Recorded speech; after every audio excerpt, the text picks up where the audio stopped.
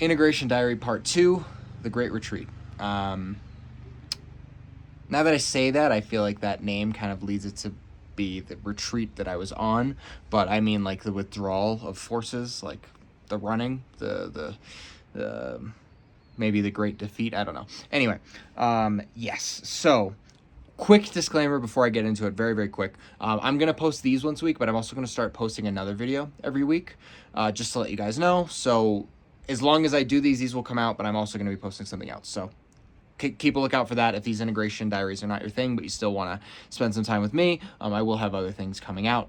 This is for, I guess, a more specific audience. Anyway, to the point.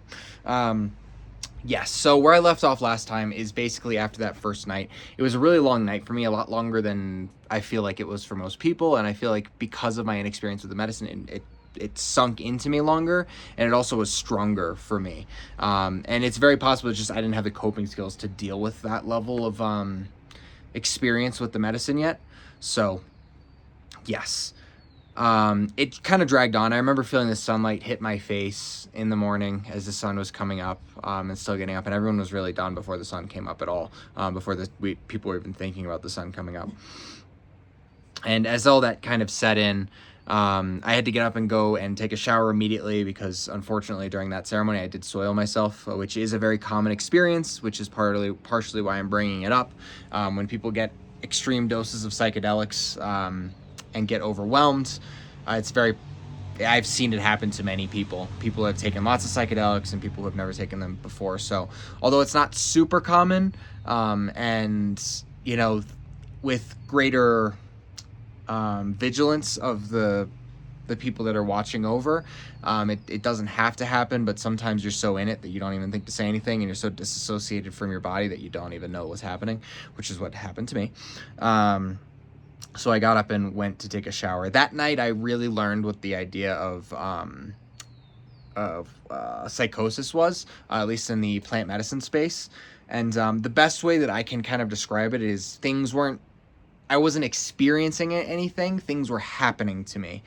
And I don't even know that fully captures it. It's really hard to, it's kind of like describing an apple tastes like an apple and why and how. You don't fully understand what it is until you actually eat it.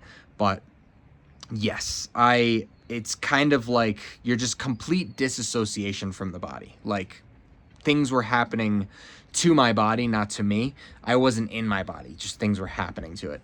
That's the best way. Anyway, so I grew up with these tenets, and I really believed in a lot of like male figure codes. I think part of that was because I didn't really have strong male role models in my life. I had males that were present, but not males that were worthy of, like, they offered guidance on some things, but not, I don't know how to put this exactly, but I needed guidance from more men than just the ones that were in my life. I needed something more. And so I really grow to like the Knight's Code, the Pirate's Code, different pieces that I picked out that I felt like made a really good man. And those codes kind of got tossed out, redefined, and kind of kept as time went on. But one of the ones that I really resonated with when I was younger, which needed to shift but also has a good place in my heart too, because I feel like it's useful sometimes but not so useful others, is it's basically the Knight's Code that you can't let anyone see your smile drop, is the really distilled version of it. Basically, when the world is freaking out and burning and everything is crumbling to ash, the people that people look to, and maybe the people that people aren't even looking to, need to continue to have a smile on their face to give them hope so that they can continue to move forward too.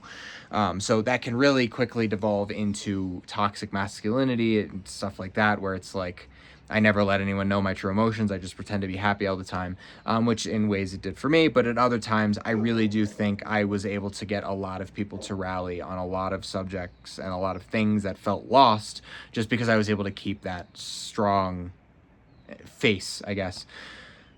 So why I'm telling you this is because there was an integration circle in the morning. Now, first of all, I don't think the church fully put as much time and money into the integration as they probably should have. The integration coach was good, but there just wasn't enough time or space for everyone to get what they needed.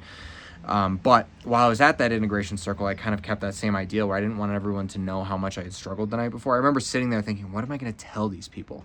I don't trust them. I don't know them. I don't want to show them what's going on inside for me. So I'm just going to tell them like the cliff notes without diving too deep and keeping everyone kind of arm's length away. Which then kind of, after I left that integration circle, I started ruminating on a lot of things. There was a very, very wonderful woman who noticed me and saw that I was still chipper after the first ceremony, and offered to secretly buy me a free spot in the middle of the day ceremony. Basically how it worked there is you got the 2 night ceremonies for free, and you could buy a third ceremony if you wanted to, that happened in the day between the two. So I felt really bad at the time, but I did end up turning that offer down because at that point I had so much going on in my mind that I needed to process. And I kept doing so. I ate some food. The food wasn't super nourishing, but it usually isn't around ayahuasca retreats. It's one thing that now that I've run retreats, not served medicine, but run retreats, that's one of the things that I've tried to prioritize, is make sure that people are getting as nutrient dense food and filling food as possible, with enough birth around ayahuasca. Anyway, that's a whole other tangent. So the night came, the night continued to approach into the point where I ended up with a cup of ayahuasca in my hand. I actually found out that you could ask for less medicine, called a facilitator's dose at that time. I didn't fully understand what it was. Now I know that it's the amount of medicine that facilitators that are helping in the space will usually drink to connect with the medicine, but not fully go deep. And I was given that amount of medicine by the medicine server, and I remember sitting there and being like, why isn't it working? But I was so afraid. Like when I put the medicine, the ayahuasca to my lips, like I was terrified of the experience that was waiting for me after the first night. There's a bunch of things that I left out that I'll kind of circle back on in the future, but they just weren't important to that first video. But yeah, there's a lot of reasons why I was terrified as to where that was going. And so I drank it, and I remember I was feeling like I was supposed to feel it, but also I didn't take enough. And I remember there was one person who came up to me and kind of like spoke to me, and I asked them, I heard the night before that if you eat grapes and sugar, it can activate the medicine. So I asked them for some grapes while I was sitting, and I remember the person being so annoyed with me that I felt really bad for asking. And, you know, yeah, I still think about that to this day. I think from their perspective is like, yeah, dumb kid, you didn't take enough to like actually feel anything, so you're just having me get you grapes to kind of feel better about the fact that you didn't take enough to actually feel anything.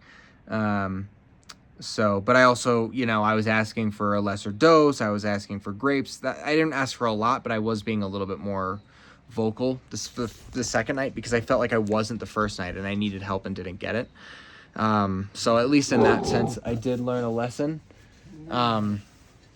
And yeah, I remember getting to the other side of that ceremony. I basically fell asleep eventually and felt really defeated the next night because that was the first time in my life where I really faced a challenge and retreated from it. And I don't think I did the wrong thing there. But I remember it was a very big ego blow for me, probably bigger than the one that I didn't have anything to work on that I learned was wrong the first night was when I retreated from something. And in retrospect, I think that it was really good that I did that because I listened to myself and made a decision about what I was going through and the capacity that I had to, protect myself. But I just remember how deeply defeated I felt that next day that I didn't go in full force, because I always did, and I still almost always do. So yeah, and then that led me to the integration piece of those two ceremonies, which I will pick up next week, and I'll see you soon.